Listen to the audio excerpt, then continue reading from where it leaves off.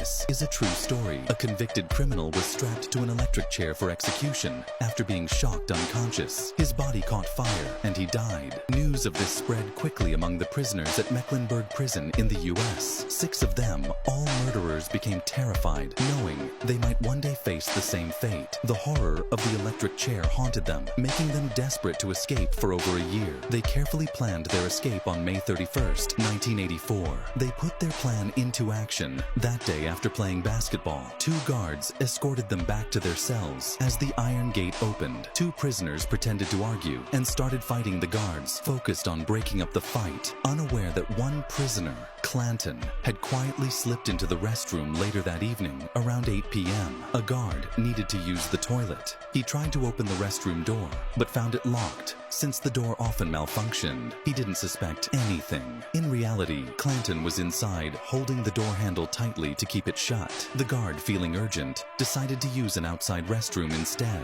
Meanwhile, another prisoner waited for a moment when only one guard remained in the control room. He knocked on the glass window, asking the guard to pass a book to another prisoner in Block 2. This was a common request, so the guard left the control room without suspicion. However, the guards had a bad habit. They often left the control room door slightly open, thinking the extra security gate was enough to keep prisoners out. The prisoners had noticed this weakness long ago and used it as part of their plan. As the guard stepped out, a prisoner said, "Thank you," but this wasn't just a polite gesture. It was a secret signal to Clanton at that moment. Clanton rushed out of the restroom, dashed into the control room, and unlocked cell block 1. The freed prisoners, immediately overpowered, took his uniform, tied him up, and gagged him. When the second guard returned from the restroom, they overpowered him as well. Now, with full control, they moved to the next phase. Taking over the main control room, they forced the captured guards to call nearby officers, luring them one by one into a trap. As each guard arrived, they were subdued until the prisoners had complete control